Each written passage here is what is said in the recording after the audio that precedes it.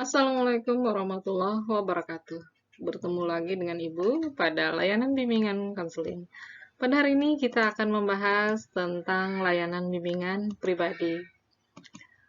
Baiklah, materi kita pada hari ini adalah tentang mengenal tipe kepribadian manusia. Manusia mempunyai karakter yang berbeda-beda dan unik. Karakter atau kepribadian manusia bisa dipelajari dan kadang memiliki kesamaan karakter antara satu dan yang lainnya.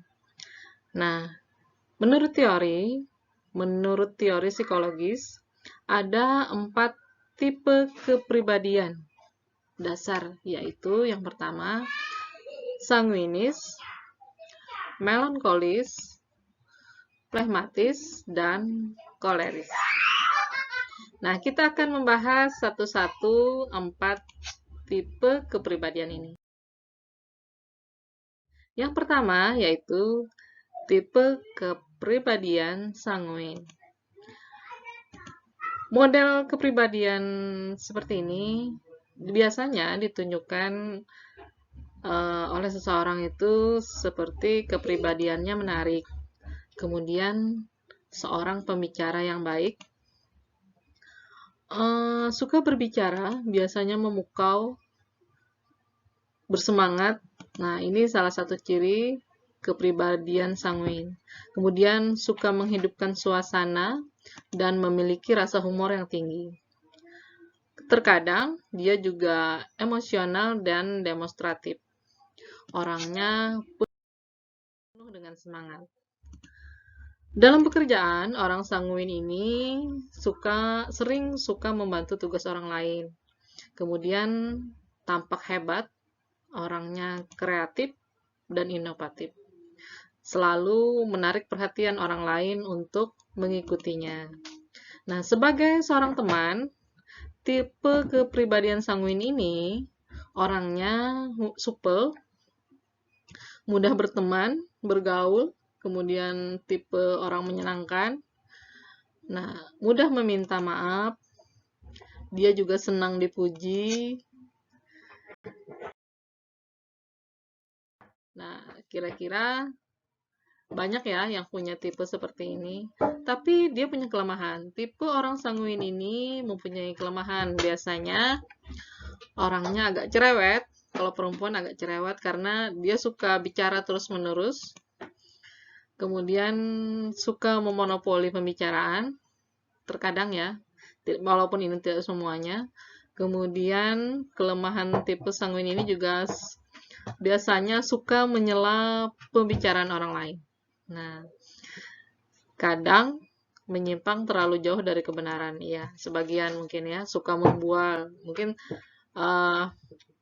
ada tipe seperti ini, biasanya ngobrol sama teman tanpa jelas juntrungannya, ya membual. Membual itu mengada-ada. Nah, kemudian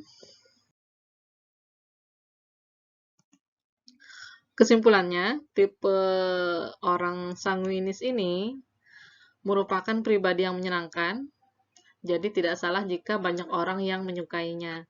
Ingin merasa dirinya dikenal banyak orang dengan ide-idenya yang gila, kreatif, dan inovatif. Seperti ide-ide orang sukses, ingin menjadi dirinya trendsetter, agar orang lain mengikuti jejaknya. Nah, ini salah satu tipe sanguins. Selanjutnya, yang kedua, tipe kepribadian melankolis. Secara umum, emosi seorang melankolis itu mempunyai perasaan halus, sensitif, serius, tekun, terkadang idealis. Dia juga kreatif, berbakat, punya rasa seni yang tinggi, menyukai keindahan. Biasanya ini dimiliki oleh seniman ya. Dalam pekerjaan, orang melankolis ini perfeksionis, Dia inginnya sempurna, suatu pekerjaan itu sempurna. Kemudian mempunyai standarnya tinggi. Karena perfeksionis tadi dia punya standar tinggi dalam hal pekerjaan, orientasi terjadwal. Jadi dalam mengerjakan sesuatu itu dia harus punya jadwal. Kemudian tertib, terorganisir. Berarti sedikit banyaknya orang melankolis ini orangnya disiplin ya. Kemudian senang grafik, gambar yang visual, sesuatu yang bisa dilihat. Sebagai teman, orang melankolis ini biasanya mereka berhati-hati dalam berteman. Orangnya setia, mudah terharu, mudah kasihan, artinya dia punya empati yang tinggi. Kemudian menghindari perhatian, tidak suka menonjolkan diri. Orang melankolis ini juga sebagai pendengar yang baik.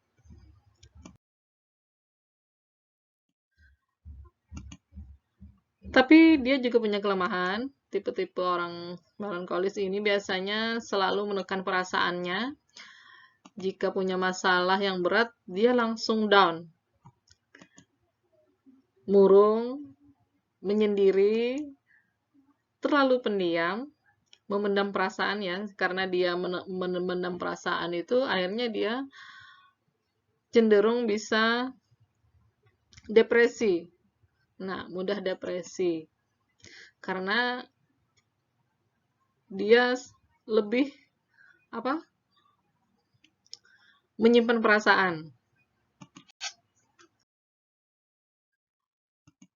Nah, jadi kesimpulannya orang melankolis ini merupakan pribadi yang cerdas karena dia selalu memikirkan langkah apa yang akan dia ambil. Karena itu tadi dia termasuk orang salah satu yang tipe disiplin.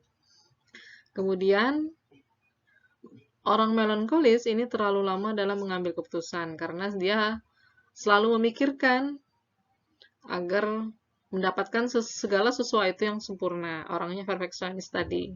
Perasaannya sensitif.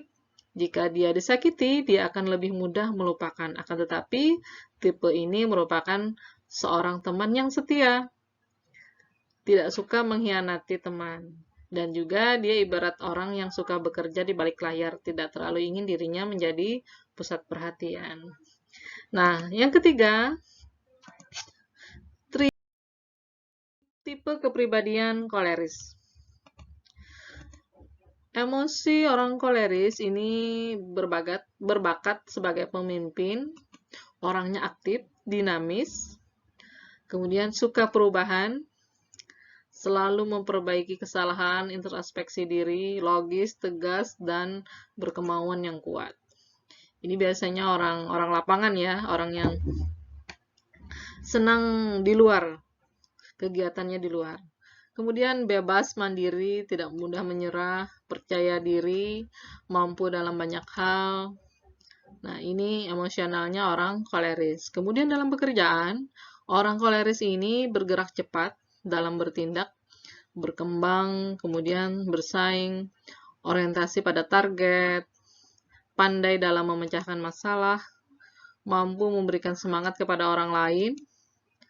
Nah, ini biasanya dimiliki oleh seorang manajerial ya, dia bisa memimpin orang lain, menyemangati orang lain.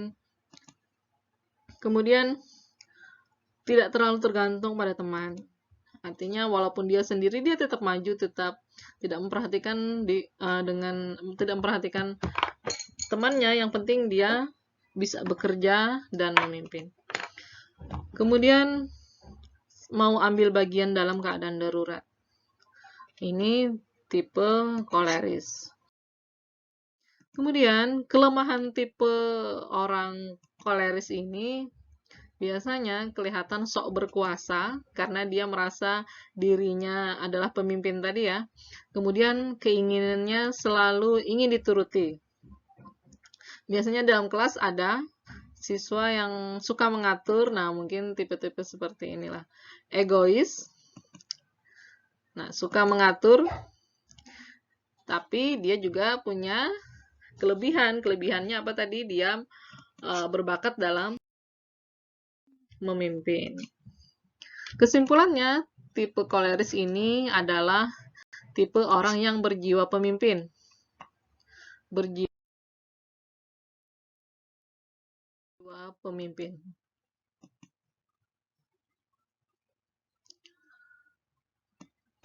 Baik, selanjutnya adalah tipe keempat, yaitu flegmatis.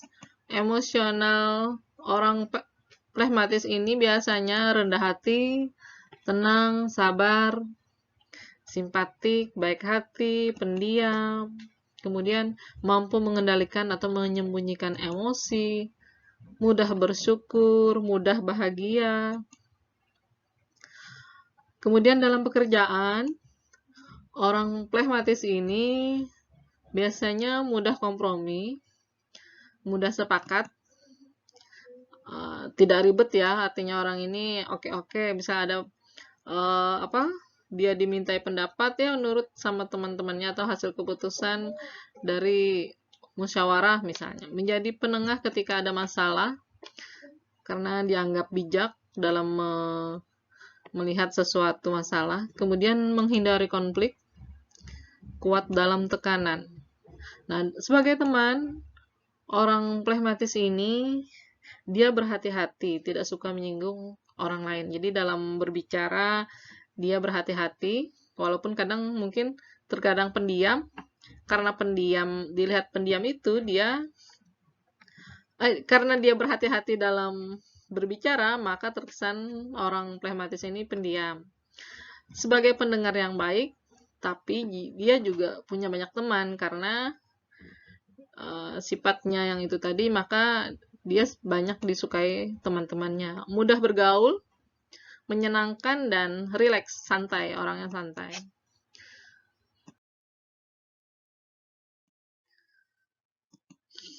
Kelemahan tipe flegmatis ini, orangnya adalah masa bodoh dengan orang lain. Bisa jadi ya, sebagian besar mungkin tidak punya kepastian atau pendirian, atau pelin-pelan, cuek, tidak peduli apa yang sedang dilakukannya. Yang penting dia bisa senang dengan dirinya atau apa yang dilakukan dia menurut dia bahagia, tidak peduli dengan orang lain.